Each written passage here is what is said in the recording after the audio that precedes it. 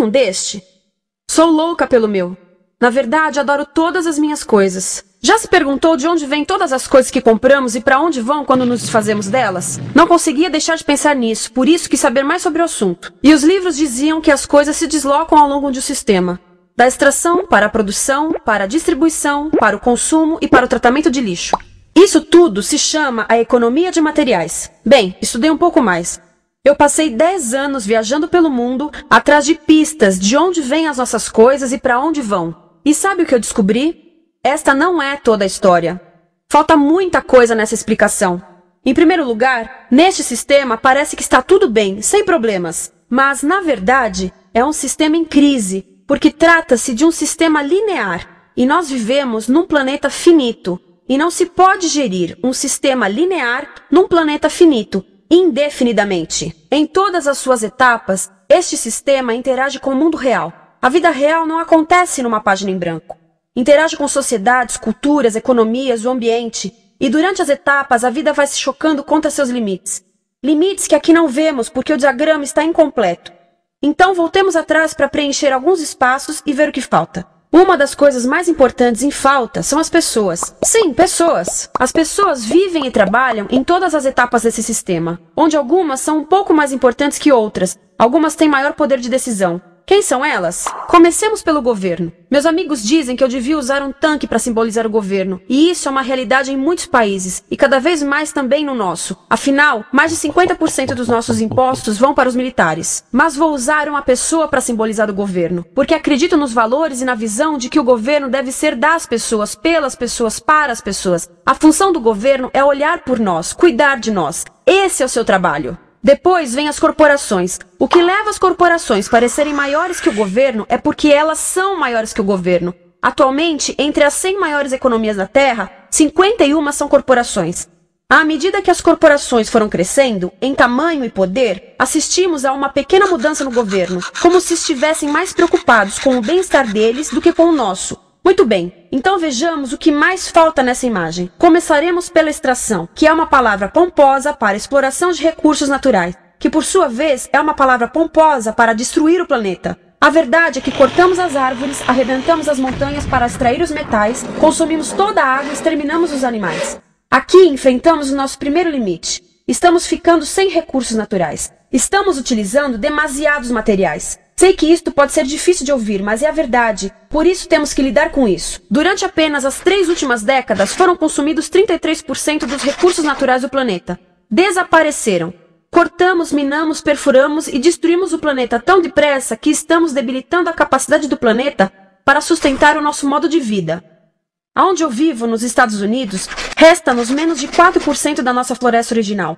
40% dos cursos de água estão impróprios para o consumo. E o nosso problema não é apenas estarmos utilizando demasiados recursos, mas o fato de estarmos utilizando mais do que a nossa parte. Temos 5% da população mundial, mas usamos 30% dos recursos mundiais. Se todos consumissem ao ritmo dos Estados Unidos, precisaríamos de 3 a 5 planetas. E sabem uma coisa? Só temos um. Então, a resposta do meu país a essa limitação é simplesmente ir tomar dos outros. Este é o terceiro mundo, que alguém dirá tratar-se apenas de uma expressão para designar o local para onde foram as nossas matérias-primas. E o que é que acontece? A mesma coisa, destruição do local. 75% das zonas de pesca do planeta estão sendo exploradas ao máximo ou além da sua capacidade. Desapareceram 80% das florestas originais do planeta. Só na Amazônia perdemos 2.000 árvores por minuto, o equivalente a um campo de futebol por minuto. Então, e as pessoas que vivem aqui? Bem, de acordo com esses sujeitos, eles não são donos desses recursos, mesmo que vivam lá há gerações. Não são donos dos meios de produção, nem compram muitas coisas. Nesse sistema, quem não possui nem compra muitas coisas não tem valor. A seguir, as matérias-primas seguem para a produção, aonde utilizamos energia para misturar químicos tóxicos com recursos naturais para produzir produtos contaminados com tóxicos. Há atualmente no comércio mais de 100.000 químicos sintéticos. Apenas um punhado foi testado para avaliar o seu impacto na saúde, e nenhum foi testado em relação aos impactos sinérgicos na saúde, ou seja, a interação com todos os outros químicos aos quais estamos expostos diariamente. Por isso, desconhecemos o impacto total deles na saúde e no ambiente. Mas sabemos uma coisa: os tóxicos entram e saem. Enquanto continuarmos a introduzi-los nos nossos sistemas de produção industrial, continuaremos a inserir esses tóxicos nos produtos que levamos para nossas casas, trabalho e escolas, e claro, para nossos corpos. Como os BFRs, ou retardantes de incêndio à base de brometo, que tornam as coisas mais resistentes ao fogo, mas são super tóxicos. São neurotóxicos, ou seja, tóxicos para o cérebro. O que é que estamos fazendo usando esses químicos? Apesar disso, os usamos em nossos computadores, eletrodomésticos, sofás, colchões e até alguns travesseiros. Sim, pegamos nossos travesseiros, os revestimos com neurotoxinas, levamos para casa e dormimos por 8 horas com eles. Não sei, mas acho que num país com tanto potencial, poderíamos ter uma maneira melhor de evitar que as cabeças peguem fogo à noite. Sabia que essas toxinas vão se acumulando ao longo da cadeia alimentar e se concentram nos nossos corpos? Sabe qual é o alimento do topo da cadeia alimentar com o nível mais elevado de químicos tóxicos? O leite materno. Isto significa que os menores membros das nossas sociedades, os nossos bebês, recebem as maiores doses de químicos tóxicos das suas vidas a partir do leite das suas mães. Não acha que é uma incrível violação? A amamentação deveria ser o mais importante ato humano de nutrição. Deveria ser algo sagrado e seguro. A amamentação continua a ser o melhor e as mães devem amamentar, mas nós deveríamos proteger esse ato. Eles deviam protegê-lo. Eu pensava que zelavam pelos nossos interesses. As pessoas que mais sofrem com esses produtos químicos são os trabalhadores das fábricas. Muitos são mulheres em idade reprodutiva, que trabalham com toxinas que afetam a gestação, carcinogênicos e muito mais. Agora eu pergunto, que tipo de mulher em idade reprodutiva trabalharia no emprego deste, exposta a estas toxinas, a não ser uma mulher sem outra alternativa?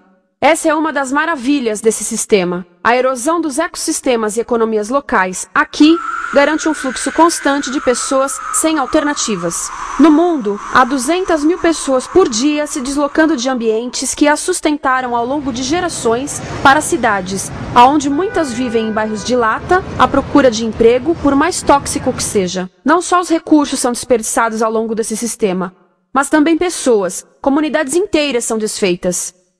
Sim, as toxinas entram e saem. Muitas delas saem das fábricas em produtos, e muitas mais saem como subprodutos, ou poluição. E estamos falando de muita poluição. Nos Estados Unidos, as indústrias admitem liberar mais de 1.800.000 quilos de químicos tóxicos por ano. Deve ser muito mais, porque isso é o que eles admitem. Trata-se de outro limite, porque quem quer ver e respirar 1.800.000 quilos de químicos tóxicos por ano? Então o que eles fazem? Mudam as fábricas poluidoras para o estrangeiro, para poluir outros países. Mas, surpresa, grande parte dessa poluição volta para nós trazida pelo vento. E o que acontece depois de todos os recursos naturais serem transformados em produtos? Passam por aqui, para a distribuição, o que significa vender todo o lixo contaminado com toxinas o mais rápido possível. Aqui, o objetivo é manter os preços baixos, com as pessoas comprando os produtos em constante movimento. Como eles mantêm os preços baixos? Pagam salários baixos aos trabalhadores das lojas e restringem o acesso aos seguros de saúde sempre que podem. Tudo se resume em exteriorizar os custos. O verdadeiro custo da produção não se reflete no preço. Em outras palavras, não pagamos aquilo que compramos. Outro dia estive pensando nisto.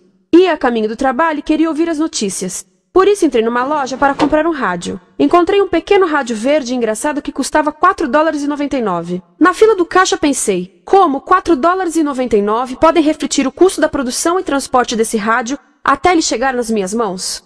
O metal deve ter sido extraído na África do Sul. O petróleo provavelmente do Iraque.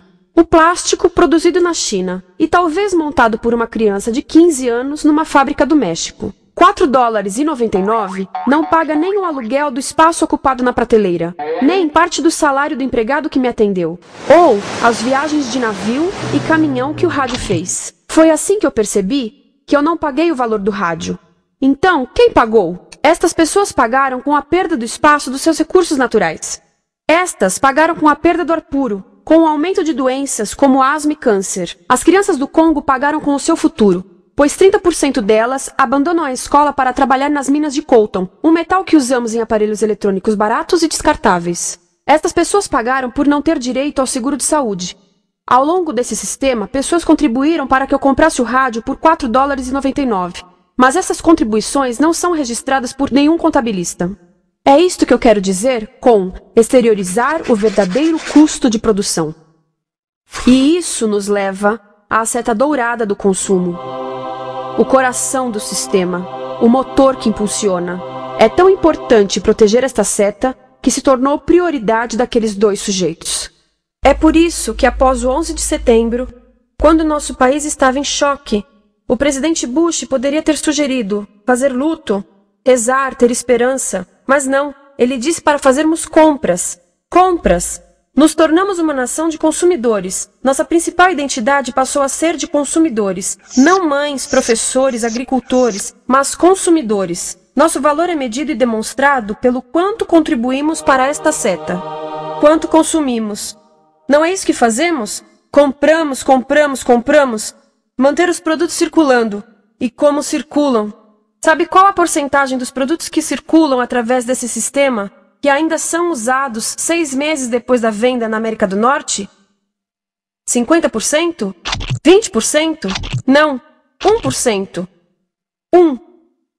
Em outras palavras, 99% das coisas que nós cultivamos, processamos, transformamos, 99% das coisas que percorrem o sistema são lixo em menos de 6 meses. Como é que podemos gerir um planeta com esse nível de rendimento? Mas não foi sempre assim. Hoje, o consumidor médio americano consome o dobro que há 50 anos. Pergunte à sua avó. No tempo dela, a boa gestão, a engenhosidade e a poupança eram valorizados. Então, como é que isso aconteceu? Bem, não aconteceu simplesmente. Foi planejado.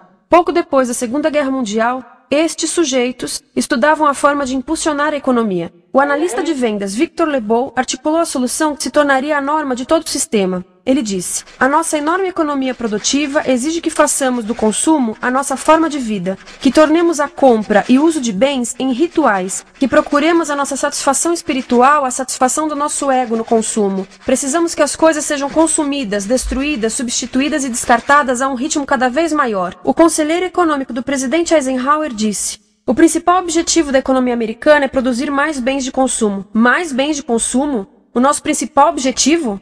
Não é providenciar cuidados médicos, ou educação, ou transportes seguros, ou sustentabilidade, ou justiça? Bens de consumo? Como é que eles nos fizeram adotar esse sistema de forma tão entusiástica? Bem, 2 das suas estratégias mais bem-sucedidas são a obsolescência planejada e a obsolescência perceptiva. A obsolescência planejada é uma outra forma de dizer criado para ir para o lixo.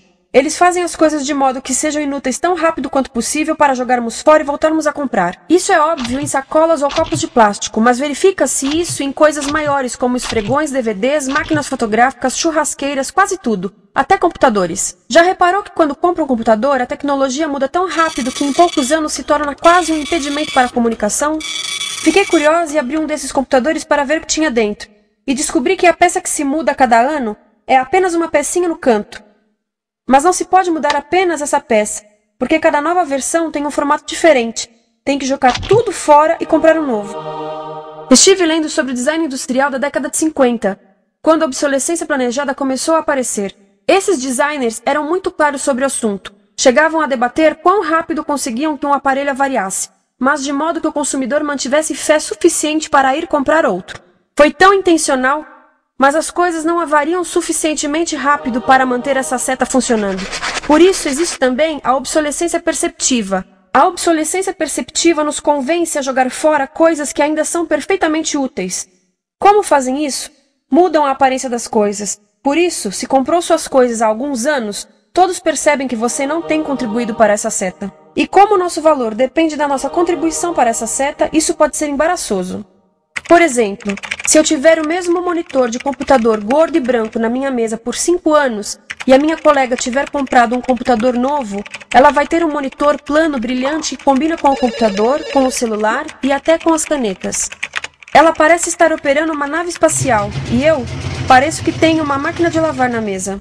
A moda é outro bom exemplo. Já se perguntou por que os saltos dos sapatos das mulheres passam de largos para finos num ano e no próximo de finos para largos? Não é por haver um debate sobre qual deles é mais saudável. É porque usar saltos largos num ano de saltos finos mostra que você não contribuiu recentemente para a seta. Por isso não vale tanto quanto a pessoa com saltos finos ao seu lado, ou em um anúncio. É para comprarmos sapatos novos. A publicidade e a mídia em geral têm um papel importante nisto. Cada um de nós nos Estados Unidos é bombardeado com mais de 3.000 anúncios por dia. Vemos mais publicidade num ano do que as pessoas há 50 anos viam em toda a vida. Qual é o objetivo de um anúncio se não nos fazer infelizes com o que temos? Por isso, nos dizem 3.000 vezes por dia que nosso cabelo está errado, nossa pele, nossa roupa, nossos móveis, nossos carros, nós estamos errados. Mas tudo se resolve se formos às compras. A mídia também ajuda a esconder tudo isto e isto. Por isso, a única parte da economia que vemos são as compras. A extração, produção e envio para o lixo acontecem fora do nosso campo de visão. Por isso, nos Estados Unidos, temos mais coisas do que tivemos antes. Mas pesquisas mostram nossa felicidade declinando. Nossa felicidade teve seu pico na década de 50, a mesma época em que a febre consumista explodiu. Coincidência interessante. Acho que sei o porquê. Temos mais coisas, porém menos tempo para o que realmente nos faz felizes. Amigos, família, tempo livre. Estamos trabalhando mais do que nunca. Analistas dizem que não temos tão pouco tempo livre desde a sociedade feudal. E sabem quais são as duas atividades que mais fazemos no pouco tempo livre que temos? Ver televisão e fazer compras. Nós, americanos, passamos 3 a 4 vezes mais tempo comprando do que os europeus. Assim, nessa situação ridícula, vamos trabalhar talvez em 2 empregos, e quando chegamos em casa exaustos e sentamos no sofá novo para ver televisão, os anúncios dizem que não prestamos, então vamos às compras para nos sentirmos melhor. Depois trabalhamos mais para pagar o que compramos, e chegamos em casa mais cansados, vemos mais televisão que nos diz para fazermos compras outra vez. E estamos nesse ciclo de trabalhar, ver, comprar, e podíamos simplesmente parar. Então, no final, o que acontece a todas essas coisas que compramos? Nesse ritmo de consumo, não cabe tudo em casa, apesar do tamanho médio das casas ter duplicado nesse país desde os anos 70. Vai tudo pro lixo, e isso nos leva ao tratamento do lixo. Essa é a parte da economia de materiais que conhecemos melhor, porque nós temos de levar o lixo até a esquina. Cada americano produz 2 quilos de lixo por dia, o dobro do que fazíamos há 30 anos. Todo esse lixo ou é despejado num aterro, que é um grande buraco no chão, ou ainda pior, primeiro é incinerado e depois despejado no aterro. As duas formas poluem o ar, o solo, a água, sem esquecer que alteram o clima.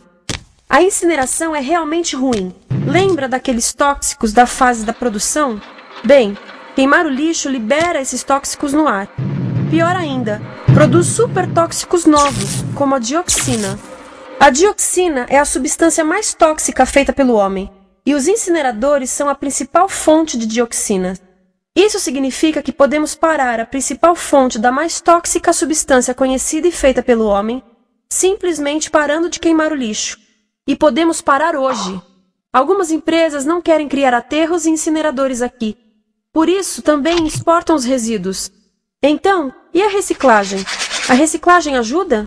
Sim, a reciclagem ajuda. Ela reduz o lixo nessa extremidade e depois reduz a pressão para minerar e colher mais nessa extremidade.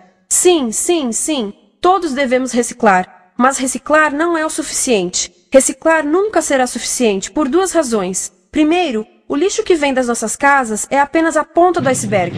Para cada saco de lixo que deixamos na esquina, 70 sacos de lixo são criados anteriormente, só para fazer o lixo desse saco que deixamos na esquina. Assim, mesmo que pudéssemos reciclar 100% do lixo das nossas casas, não se chegaria ao coração do problema. Além disso, grande parte do lixo não pode ser reciclado, ou porque contém demasiados tóxicos, ou porque é criado de início para não ser reciclável. Como aquelas caixas de suco, que têm as camadas de metal, papel e plástico, todas coladas. Não dá para separar essas camadas para reciclá-las. Como se vê, é um sistema em crise. Por todo o percurso, estamos batendo em limites, do clima em mudança ao decréscimo da felicidade. Simplesmente não está funcionando. Mas a parte boa de um problema tão generalizado é haver tantos pontos de intervenção. Há pessoas trabalhando aqui salvando florestas, e aqui na produção limpa. Pessoas trabalhando em direitos do trabalho, em comércio justo, em consumo consciente, no bloqueio de aterros e incineradores. E muito importante, em recuperar o nosso governo, para que seja realmente pelas pessoas e para as pessoas. Todo esse trabalho é criticamente importante, mas as coisas vão realmente começar a se mover quando enxergarmos as ligações, quando enxergarmos o panorama geral. Quando as pessoas ao longo do sistema se unirem, poderemos reivindicar e transformar esse sistema linear em algo novo, um sistema que não desperdice recursos ou pessoas, porque aquilo de que precisamos nos livrar é da antiga mentalidade de usar e jogar fora. Há uma nova escola de pensamento nesse assunto, e é baseada em sustentabilidade e equidade, química verde, zero resíduos, produção em ciclo fechado, energia renovável, economias locais vivas, já está acontecendo. Há quem diga que é irrealista, idealista, que não pode acontecer. Mas eu digo que quem é irrealista são os que querem continuar pelo velho caminho. Isso é que é sonhar. Lembre-se que a velha forma não aconteceu por acaso. Não é como a gravidade que temos que conviver. As pessoas a criaram, e nós também somos pessoas. Por isso vamos criar algo novo.